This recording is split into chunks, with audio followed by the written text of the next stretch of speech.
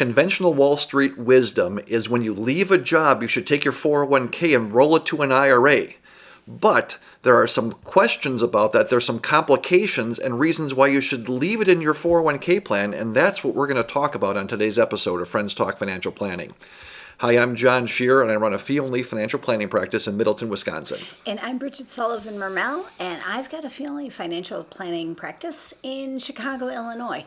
Before we move on to our reasons or things to look for, let's make sure we remind people to subscribe. It helps us with the YouTube algorithm. So now let's just get into it. John, biggest thing to think about if you're facing the decision about rolling your 401k over into an IRA. I moved jobs. I got this old 401k. In some cases, I got a couple old 401ks. Should I move it over? It sounds like a really good idea, and in a lot of cases, it is a good idea to roll it into your IRA. A rollover does not have any tax consequences, right? I can control all the investments, right? It sounds really good. However, what people don't realize, there's two big things that I think anyway play into this decision, and one really big one is that. For people who are making a lot of money and can't do a regular Roth IRA contribution, they can do this thing called the backdoor Roth. And that's a whole other episode that we have on that.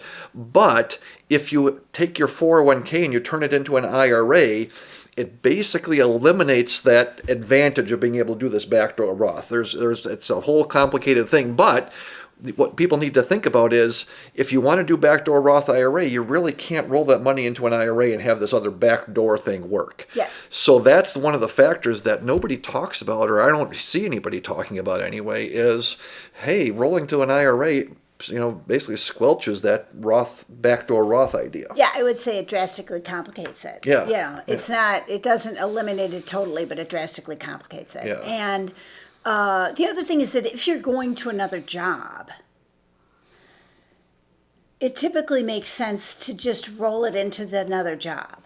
Right. Like move it to the next job. Yeah, that's a great point, is you don't have to leave it in the old 401k. You can take the old 401k and turn it into the new 401k, right? I mean, so it's a really good example of why this stuff to me it's not, hey, here are these things, now everybody should do this. It's complicated, right? There's different choices. You've got a different choice than the next person. I've got still different things.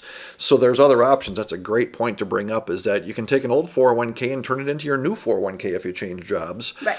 And it's not that it's wrong to roll it into your IRA, but think about this backdoor Roth idea and think about whether you can do it. And to your point, I say it eliminates it. It does. You can still do it. It's just that it generally doesn't make sense to do it, right? In my mind, anyway. And it just complicates it. Yeah. So you've got another point too about if you're right around the age of 55. So let's talk that through. That's right. So the one is the backdoor Roth. The other reason why you might want to leave the 401k where it is, it's a little known rule. Like a lot of people know, hey, I put money into my retirement plans, and then when I'm 59 and a half, I can take it out. That's sort of without paying any penalties, right? That's sort of I got to wait till I'm 59 and a half.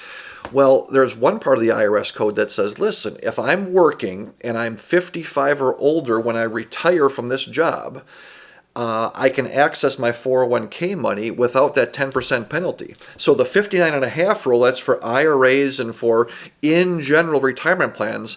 But if I'm working at the university and I take my 403b and I'm 56 and I leave the money in my 403b or 401k, I can have access to that without any 10% penalty. And so that gives you a lot of flexibility for people that are retiring at 55, 56, 57, anytime between 55 and 60. Again, does that mean that you should leave it in the 401k? No, you have a lot of other things to consider, but nobody ever talks about the idea that, geez, maybe you should leave that money where it is because you have access to it without worrying about that 10% IRS penalty. And similar to the drastically complicates with backdoor Roth, there are other ways to get at your IRA money without a penalty before your 59 and a half, but they take, I call it gymnastics. Yeah, it's right. like you gotta, tie yourself up in a pretzel to do it. And it's not like you can't do it or we don't do it with people. Right. It's okay, you can do it, Right. but it's not like, hi, give me a $10,000 withdrawal. Right. And I love that pretzel idea, right? You got to Yeah. do these things. And then in this particular one, you've got to stay in the pretzel, right? You've got to keep that same format for the next, until you're over 59 and a half, right? So you can do it, but it's complicated. And, we like to give examples in these things. We've got a client of ours who recently retired, and she was just about 56 years old and said, well, geez, the 401k, it's not bad, but it's not awesome. And should we move this over into an IRA? So we had a long discussion about, does it make sense to do this or not? And one of the things is, there's some other money available. We've done some planning from a tax standpoint to be in a really low tax bracket. But having money in this 401k plan, working at the company, retiring after 55, if she leaves that money there, anytime in the next 5 years, if things change, like maybe inflation goes really high or there's a pandemic that happens, these sorts of things, just ideas, you have access to that money without paying any penalty, right? And without going through the pretzel gymnastics of the other side of the thing. Like, having flexibility could be really important. And it isn't an automatic roll it into an IRA sort of conversation. So, in this, we just gone through this recently, and having a lot of flexibility, being able to adapt what goes on, what peace of mind comes from that? Right, So, right, exactly. So you're saying that it gives you more flexibility to keep it in your 401k. That's right. That's right. And so I think this is a great time to segue perhaps into, okay, so that means, don't roll your 401k over to an IRA, right? No, it's think about these things. Right. What types of things do you talk about with people as you make this decision about doing this? Well, the first thing, and we've kind of hinted at that, is how old are you? And if you're married, what is your spouse's situation too? Okay. Yeah. So because with backdoor Roths, sometimes people don't realize that they're going to want to do them in the future. And so, or like they might stop working, but their spouse is still working, or they might pick up some work, and you don't have to work that much to be able to do a backdoor Roth. I mean, for most people, you can put in, you don't have to put in the max, but anyway, but you can. So it's kind of like, how old are you is one of the biggest questions. So usually for younger people, we tell them, okay, if you want to keep things simple, just roll it into your next 401k. If, again, then the next question is, what's the quality of your 401ks? Now, that's something we look at. I don't know if other people are as hip to exactly what does that mean. Right. You take a look at expenses and options of investments that you have and things. And some, it's interesting for a lot of our clients that come in, they think, I got these great company benefits. And in a lot of cases, the company benefits are great. And in a lot of cases, you look at them and you go, holy man, that is just not an awesome retirement plan. Right. It's really expensive, and it's sort of buried in there. Or, geez, there's not very many options. Or there's a whole bunch of options, and they're all basically the same thing. And again, how does a regular person know that? So quality of the plans makes a big difference, Yeah, right? so to me, the way that I discern that is, are there index funds and their investment options, and what is the cost of the investment funds? And I look for low cost, which is like, let's say under 0.2, not 1%. 0.2%. That's, Right. Yeah, so that would be a actual low cost.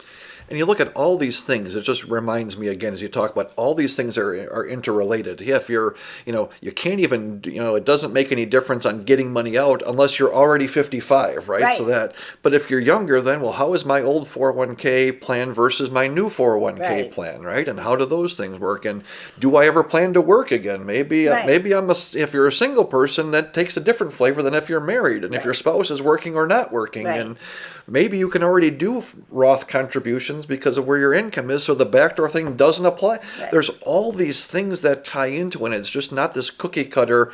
My problem with much of the financial world says, listen, after you have your 401k, roll it into an IRA here. The big firms that sponsor 401k plans, great, we can do it and keep your money with us, and we can put it in an IRA.